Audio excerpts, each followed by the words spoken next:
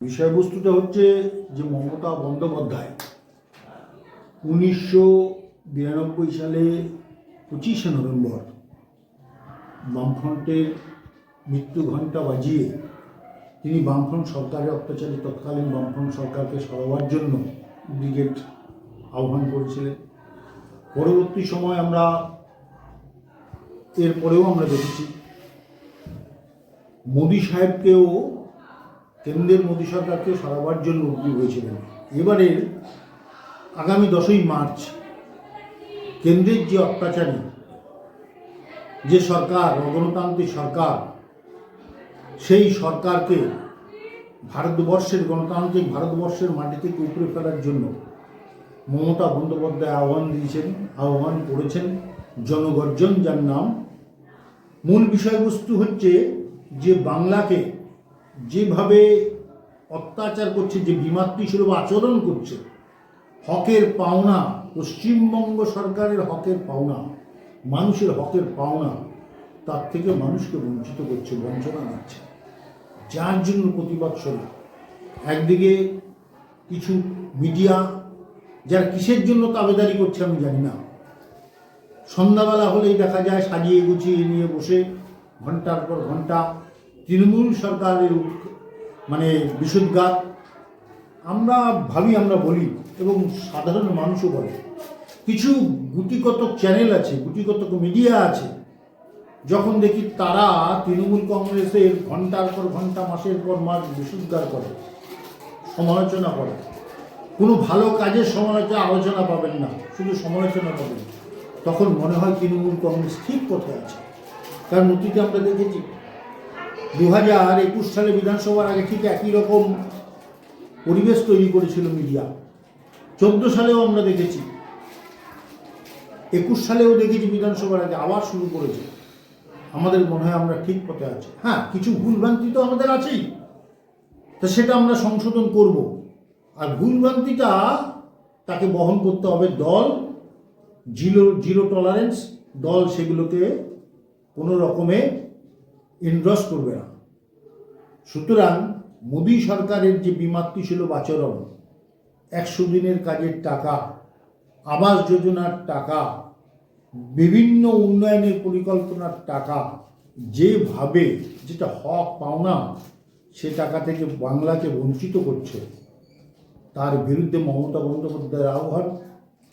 আপনার এই চ্যানেলের মধ্য দিয়ে সবার কাছে আমাদের আবেদন নিবেদন, তৃণমূল কংগ্রেসের একজন কর্মী হিসাবে গতকালকে আপনারা দেখেছেন যে আমাদের একটা মিটিং ছিল, আমাদের সেখানে মাননীয় বিধায়ক নারায়ণ গোস্বামী সুন্দরভাবে ব্যক্ত করেছেন, আমাদের সাংসদ কাকলি ঘোষ এসেছিলেন, আমাদের খাদ্যমন্ত্রী বর্তমানে রথীন ঘোষ ছিলেন, আমাদের পৌরপ্রধানও সুন্দরভাবে ব্যক্ত করেছেন, মানুষের কাছে আহ্বান করেছেন, চলুন দলগত নির্বিশেষে 100 দিনের কাজের টাকা থেকে বঞ্চিত, সেখানে যে শুধু 100 দিনের কাজের কর্মী তৃণমূল কংগ্রেস তা কিন্তু নয়, সেখানে বিজেপি আছে, কংগ্রেস আছে, আইএসএফ আছে, অন্যান্য দলেরও আছে, কিন্তু লড়াইটা শুধু তৃণমূল কংগ্রেস করছে। এটাই সব থেকে বেশি আশ্চর্যের, পৃথিবীর অষ্টম আশ্চর্য, যে তারা কোনো আন্দোলন করছেন অন্যান্য রাজনৈতিক দল, শুধু তৃণমূল হাটাও, কিন্তু 100 দিনের কাজের টাকা দিচ্ছে না। এটা নিয়ে চারটে কথাও তারা ব্যয় করে না, সিপিএম করে না।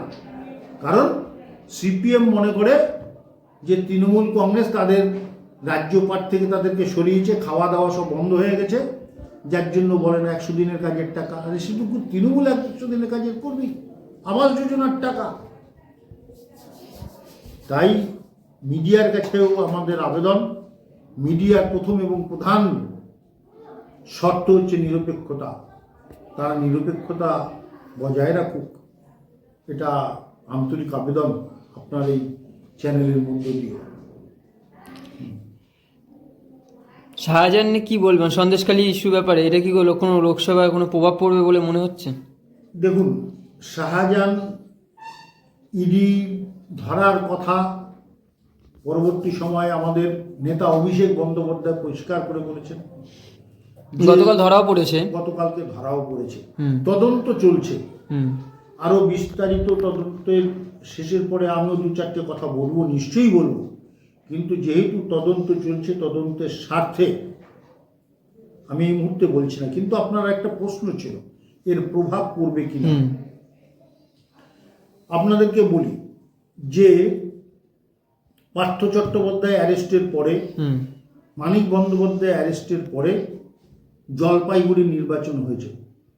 বিজেপির বিধায়ক ছিল, উপনির্বাচন হয়েছে, বিধায়ক মারা যাওয়ার পরে সেখানে জিতেছে কারা বলুন তো? তৃণমূল। প্রভাব পড়েছে। মমতা বন্দ্যোপাধ্যায় এমন একটা নেত্রী ভারতবর্ষের বুকে, তার জনকল্যাণমূলক প্রকল্পগুলি এমন একটা প্রত্যেকটা মানুষকে টাচ করে। আপনাকেও হয়তো সম্ভবত টাচ করেছে আমার মনে হচ্ছে, আপনার পরিবারকে টাচ করেছে, আমাদের পরিবারকে টাচ করেছে, সমস্ত পরিবার। এটা তো দেখা যায় না, ভারতবর্ষে আর নেই, বা অতীতেও অনেক সরকারকে আমরা দেখেছি টাচ করেনি। পার্থ চট্টোপাধ্যায় জেলে যাওয়ার পরেও নির্বাচন হয়েছে, হয়নি? মানিক বন্দ্যোপাধ্যায় যাওয়ার পরেও নির্বাচন হয়েছে। প্রভাব পড়েছে, কারণ মমতা বন্দ্যোপাধ্যায়ের যে লড়াই সংগ্রাম, যে তিতিক্ষা, তার যে পরিকল্পনা প্রকল্প, এতে একজন দুইজন কিছু একটা করলো খুব একটা মনে হয় যায় না, কিছু যাবে আসবে ভোটের মার্জিন মনে হয় কমবে বলে মনে হয় না। না। দেখুন, আমি একটা কথা বলি, গত বছর এরকম বহু প্রশ্নের সম্মুখীন আমরা হয়েছিলাম যে কটা সিট পেতে পারেন। আমি বলেছিলাম 42-এ 42। পরবর্তী সময় যখন দেখলাম আমরা অনেকগুলো সিট পাইনি, কিন্তু আমি একদিকে দুঃখ পেয়েছিলাম যে আমার অ্যাজাম্পশন, আমার স্পেকুলেশন রং হলো, আবার আরেকদিকে আনন্দ পেয়েছিলাম। আপনি বলতে পারেন এটা কেমন কথা? কারণ আমাদের এক প্রার্থী এমপি অর্পিতা ঘোষ, নাম শুনেছেন? হুম অর্পিতা ঘোষ 14 সালে 38% ভোট পেয়ে জিতেছিল, 42%-এর উপর ভোট পেয়ে অর্পিতা ঘোষ হেরে গেছে। অর্থাৎ সিপিএম যদি তার ভোট আবার বিজেপিকে দেয়, সিপিএম নীল হয়ে গেছে, শূন্য। আজকে যদি আপনাকে জিজ্ঞাসা করি সিপিএম এর বিধায়ক কয়জন, আপনি কি উত্তর দেবেন? নীল। এমপি কয়জন? নীল। নীল। জেলা পরিষদ কটা? নীল।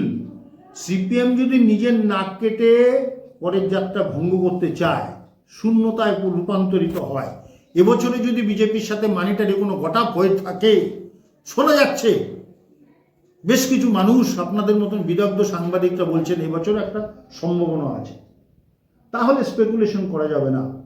কিন্তু জনগণ চাইছে মমতা বন্দ্যোপাধ্যায়, তার যে মনোনীত প্রার্থী, তারা আবার জয়যুক্ত হোক, ভারতবর্ষের মানচিত্র, ভারতবর্ষের পার্লামেন্টে আবার গর্জন তুলুক, আবার গর্জন করুক, এটা চাইছে।